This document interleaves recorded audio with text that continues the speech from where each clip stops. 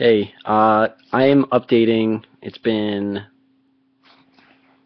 about a year and 2 months, year and 3 months, um, and I'm updating you because I have not been able to update in the past year because every time I get a comment, I look at it and I don't usually just make a video.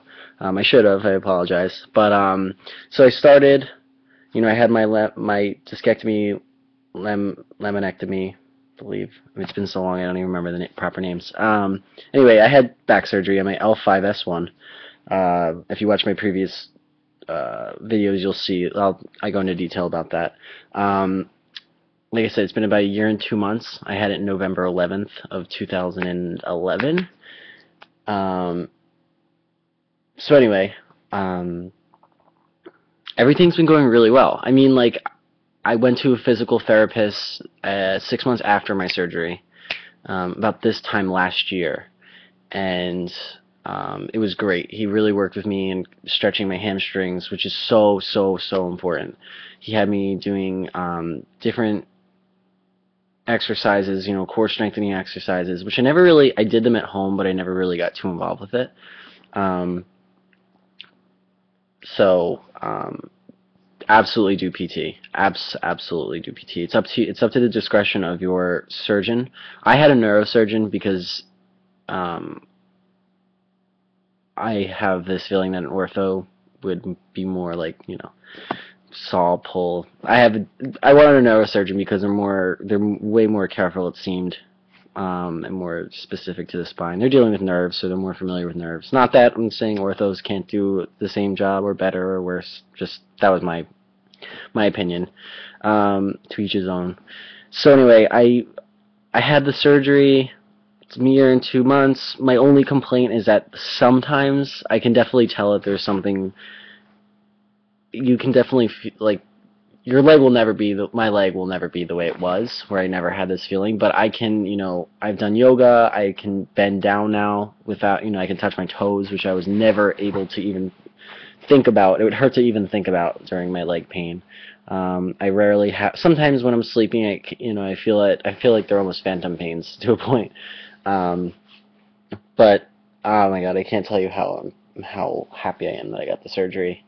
It's not for everyone. My surgeon really didn't want to do it, but he knew that I tried doing everything, but I didn't want to keep getting shots because I didn't want to keep going through that. And now I'm in nursing school, and I have patients who even have had my surgery, and I can empathize with them. And I suppose now why I'm updating as opposed to before is because now I'm starting to weightlift, or I'm trying to get into it. It's going well so far. And I have questions now, like, what can I do? What can I do?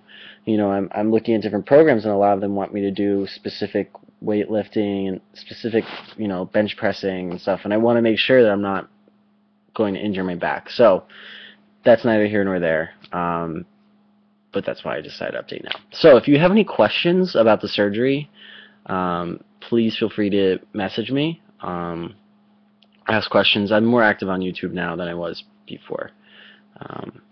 But yeah, so the surgery was great. If you're going for it, the doctors and nurses will tell you what to do and listen to them.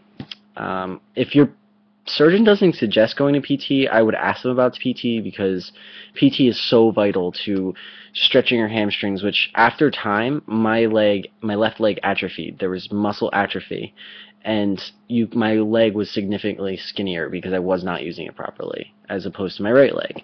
So you definitely want to see your PT and stretch your hamstrings so that you're able to get full range of motion.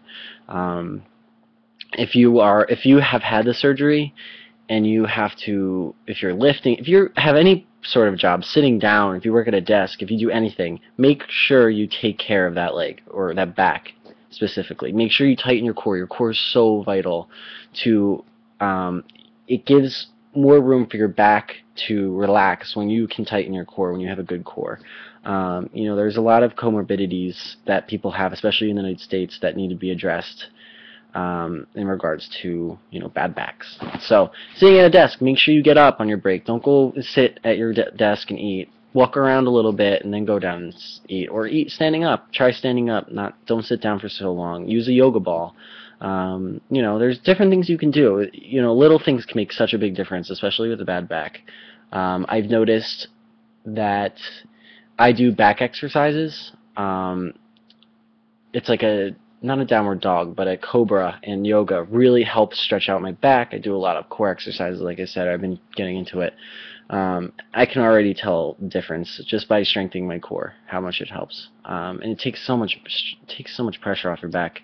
I'm specifically going to nursing, so when I've had my patients in the past, I really make sure that I protect my back by, you know, getting down with my patient and really lifting them and using all my muscles as opposed to just my back, which I used to do. So, like I said, if you have any questions, let me know. I'd be more than willing to answer them. Send me a message, PM me, leave a comment. I'll make sure to get to it. And I'll definitely be updating videos. For those, I've got a lot of messages about the surgery. Don't fret. You know, your doctor's a doctor for a reason. Make sure your doctor's great. Don't just, you know, go to the first doctor, get a second opinion, get a third opinion, get a fourth opinion. Make sure you have the best of the best. You want to make sure you have a doctor who doesn't do these like once in a while. You want to make sure this doctor does them all the time, all the time. My doctor does a crazy amount of these surgeries, and I made sure that he was, you know, the best of the best. So, if you have any questions, like I said, shoot me a PM or comment. Have a good one. Bye.